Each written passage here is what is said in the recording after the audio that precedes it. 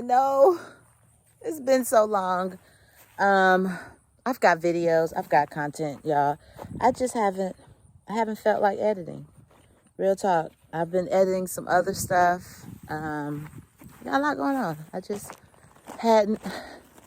I had not made doing a video for YouTube a priority, because a thing about farming, especially if you are a startup farm, if you adopt some of like my approaches, growing slow so you don't owe, stuff like that, you have to be able to figure out what's going to get done and what's not going to get done. Everything can't get done. And so, yeah, but y'all knew I was going to come back when I found some time to do so. And I'm going to go ahead and post this video, and then I will catch y'all up to where we are right now. Okay. It is mid-November. It's frosty in the mornings. Sunny right now, actually. I'm just going to take y'all around and show y'all a few things. Some stuff that we're working on, some challenges I'm trying to figure out, and yeah, just, general update type thing. So I was just over here enjoying a cup of coffee, actually, not tea, this morning. I wanted some coffee. And I tend to basically film myself when I'm taking a break and chilling, and use that in reels and stuff. They seem to go over really well. Because let me tell you something. A key piece of advice for people who are aspiring farmers, or maybe you're a beginning farmer, you have got to prioritize rest. And that's why sometimes I don't get to some things, right? I need rest. And I give myself rest. I don't try to make my life so unbearably difficult physically to try to prove a point, or to just do it all overnight, or because, there's limited capacity or whatever else. You have to get rest. You have to get rest. It's key. It's vital to your health.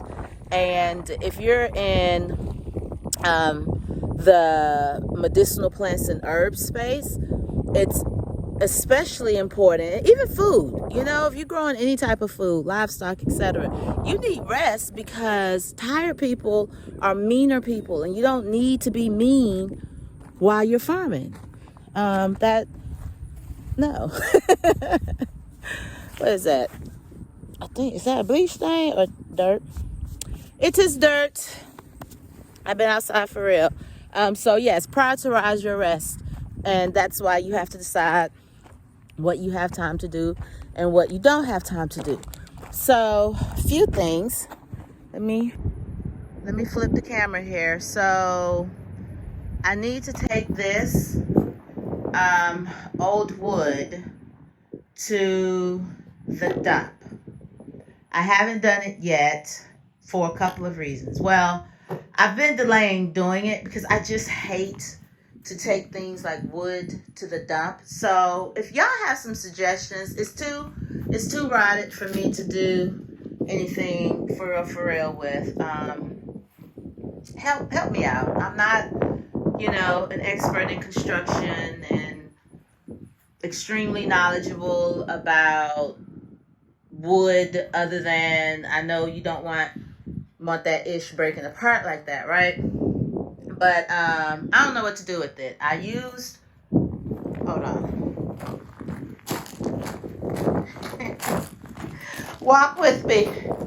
But to continue that, y'all know, for those of y'all who have been with us for a little bit, I saved as much as I could when redoing the cabin, right, on top of the cabin. So that's the original wood from this structure I was able to save. The other, I've tried to use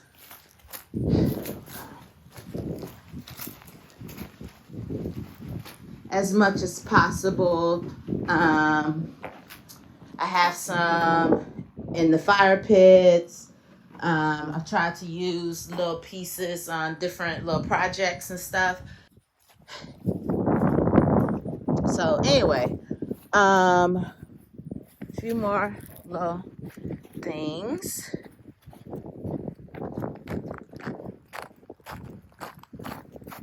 The WETFG guarded. The calendula are still happy, even with several nights of frost.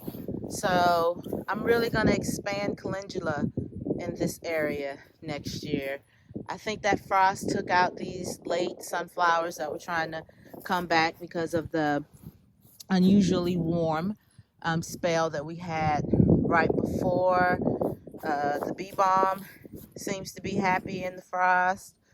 And there are a couple of mustards that I've been eating, actually. And then have those pretty, I think those are lettuces. I don't know. I don't grow vegetables and stuff like that. I dibble dabble in it, but I'm pretty sure that's what those are. I need to look them up. Aren't they like,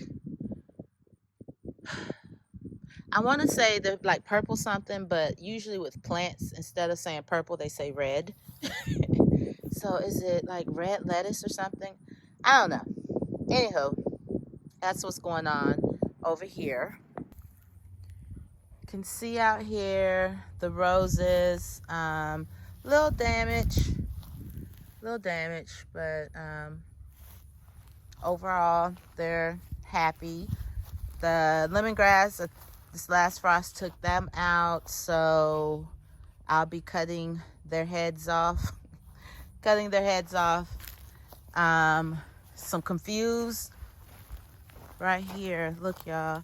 Some borage got confused because it's been warmer than it should be. So some stuff start popping back out. Like, oh, what? Is it time?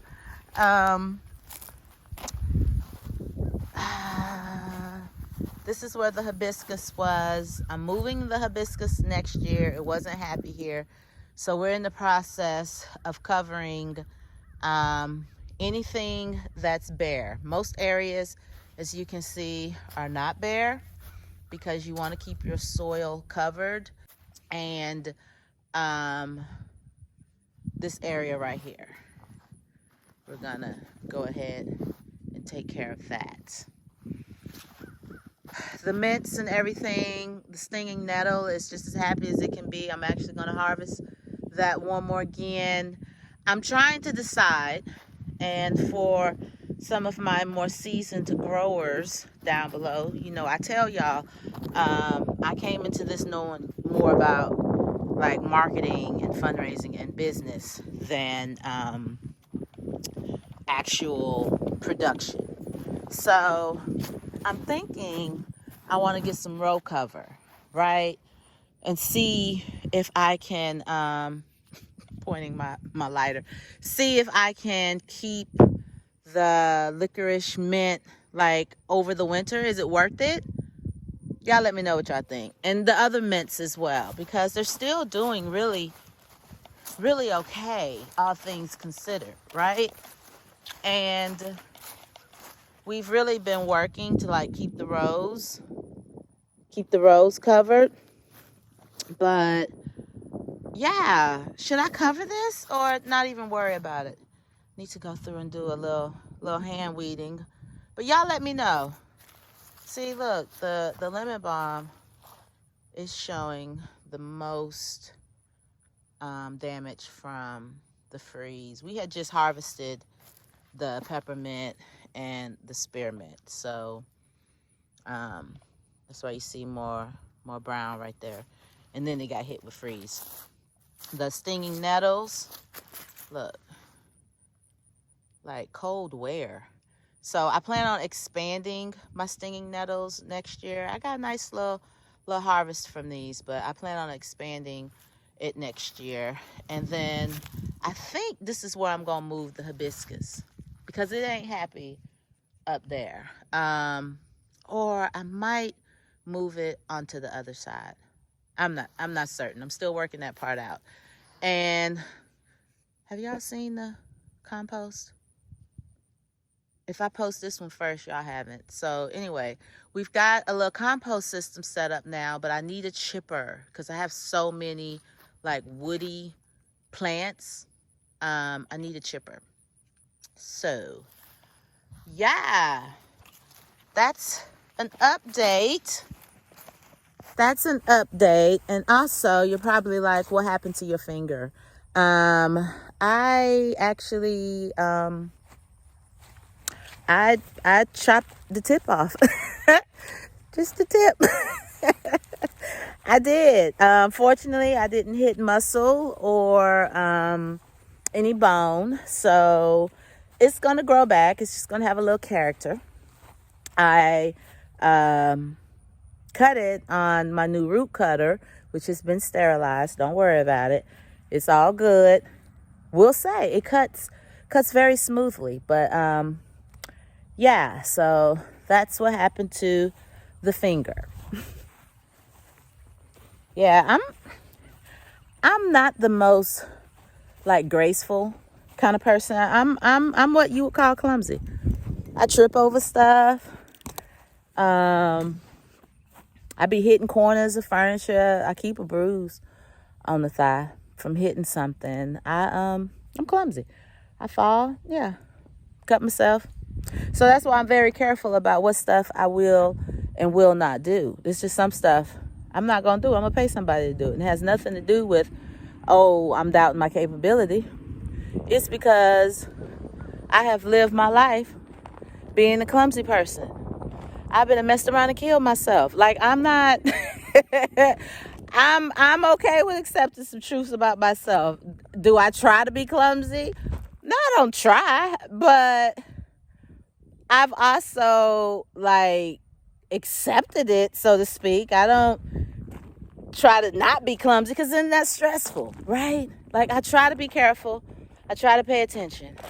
I'm aware that I'm clumsy, so I am constantly like looking at things that could be a potential danger to my life, and trying to minimize those. And here's the crazy thing, right?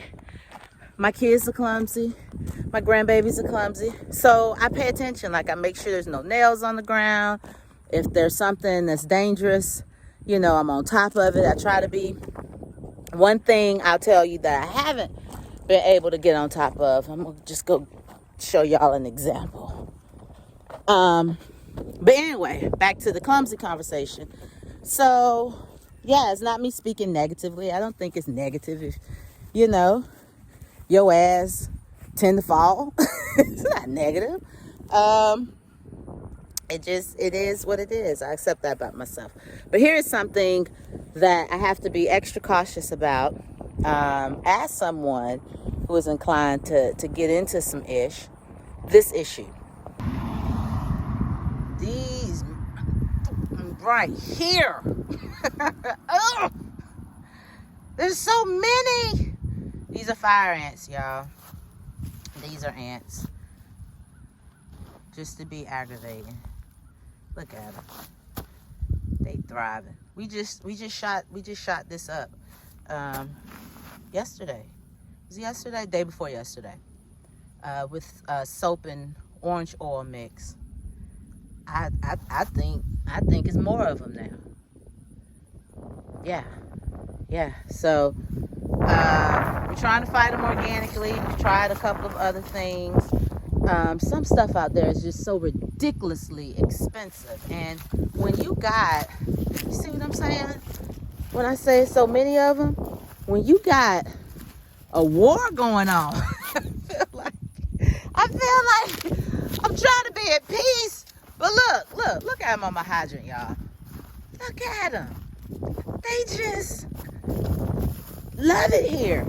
We've got some comfortable conditions apparently. So yeah, I'm just trying to keep them contained within a certain operating area. Like, I ain't trying to mess with none out there. I ain't trying to mess with them. You know, do your thing. I ain't out there. Do your thing. It'll be a minute before I get out there. I'm just gonna come through and do some cover cropping, but they are like, look. I just stepped over one. Look. My foot brushed it. You see him? Y'all see that? It's daunting. Look, over here at the garden. Look at him. Look at him. We just hit these jokers. So, if you got some advice on how to organically, all right? We're not trying to put anything toxic out there. Technically, soap is a pesticide. So we are toxic chemical free. Okay, so this is C editing in the future, and I just wanted to note that technically, even if I say it's non-toxic to humans or animals, it's toxic to the ants. So it's not completely non-toxic. Soap is a pesticide. So if you know of a way that is organic and that utilizes things that are biodegradable and ideally doesn't hurt the beneficial pests, I want to know something how to take, and it just pains me to even say it, but I got to take the queen out. That hurt. But I must take the queen out. All right? And it hurts because I actually have respect for the ant queen.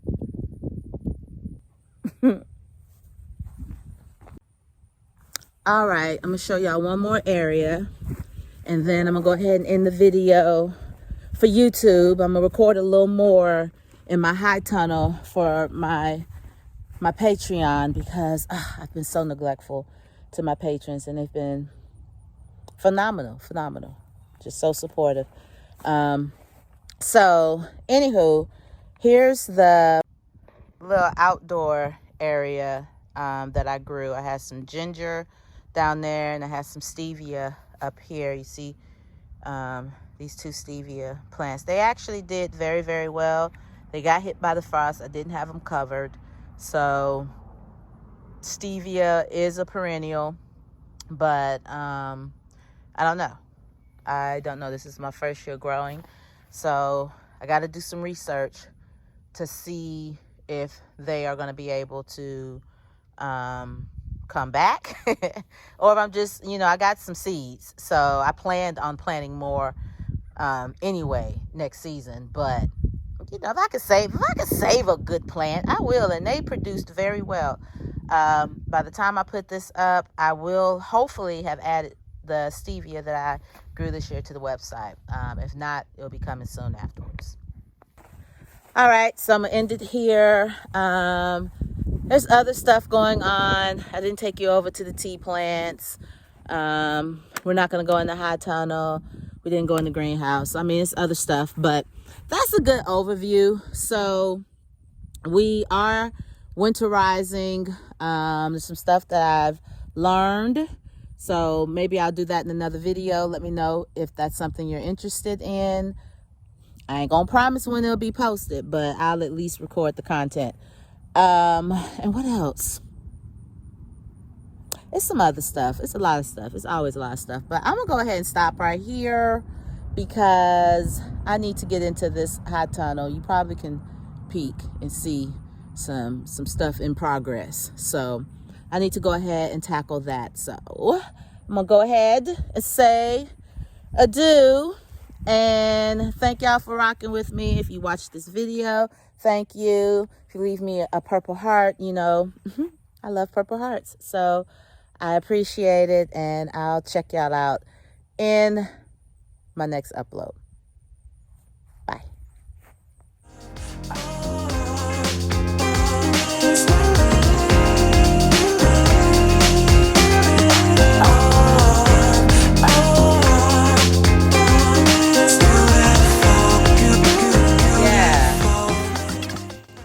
I gotta come back over here.